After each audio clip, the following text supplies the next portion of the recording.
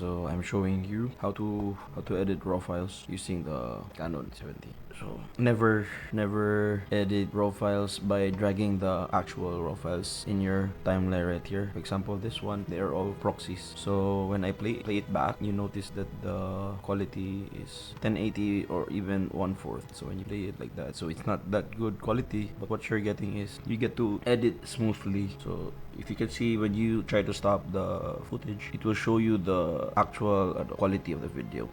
Let me see. So when I play, then it goes back to 1/4. So this is the reason why I can edit raw files even using last year's laptop. So with only 16 GB RAM.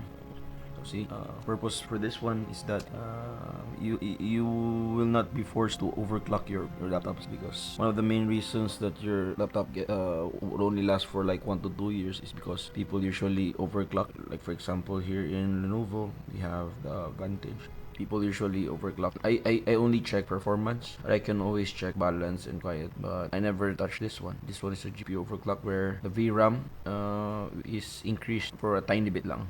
Like for example, this one is full, right? Because of editing, or just by editing even proxy files. So how much more if you edit the actual files? Like for example, if I drag the actual raw files here, if I drag it here in the timeline, usually the Adobe will crash and you'll be having a hard time to reopening it. One way of reopening it again and successfully edit like for a few minutes is to totally shut down your computer and wait for it to cool down, and then you edit again. So I will never drag these raw files. If you notice, there's a word proxy. So how do you do proxies? So in Canon, you just have to open the Cinema Raw development, and this one I already saved the windows. But for the first time you open this, you would only see this window right here, the left part. And then when you open view, just check this 1, 2, 3, 4. This one of the most important windows. You can also even open this one, but I don't really need, because I already know the information on the day I took the shots. So here you get to add open the files. You have to look for the files here, for example raw files, and then you just have to drag and then add to media pool, so it will be transferred here in the media pool, and then from media pool you have to export it. So here in the media pool, now I already added this one, so just imagine that I already added this, and then it's already here. And then here in the media pool, you can see the files that you've added from your folder. Then you go to export configuration. So this one is from the media pool going to your export window. Just check the proxy files right here, and then output full quality files you can also add, and it's not a problem because you won't use it in your editing process. So here in the output files, you can see it's 12-bit because it's in raw, and sinamagamot CANON lag 2. And then in the make sure to put it in the original size, because it depends on the camera. This one is, when you shoot in raw, this one captures even wider shot. So here, this is your proxy. This one is only in 10-bit, and it's already downscaled to 1/4. So this is what makes my workflow easy. So just have to press OK, and make sure also that your files, that where you wanted it to be exported, you just choose here.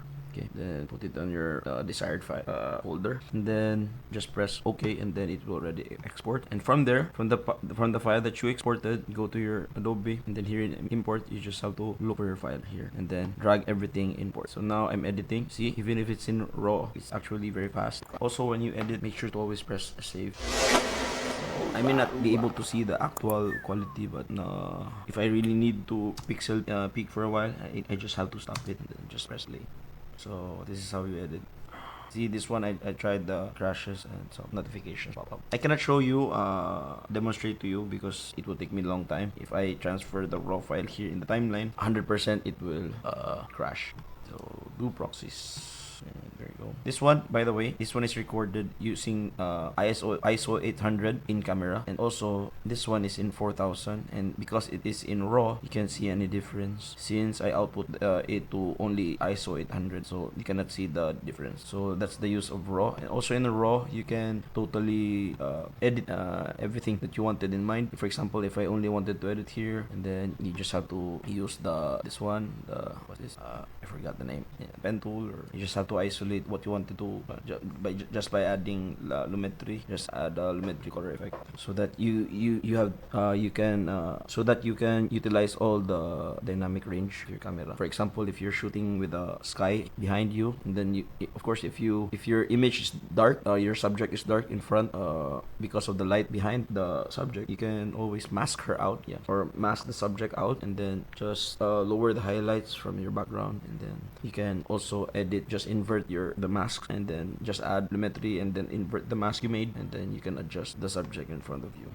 I'm sorry if I'm not prepared for this. It's just an additional info, because the purpose for this video is not actually to tackle about that, but on how to process Canon RAW, the C70 Canon RAW. So I think it's also the same with the other Canon cameras as well that shoots RAW.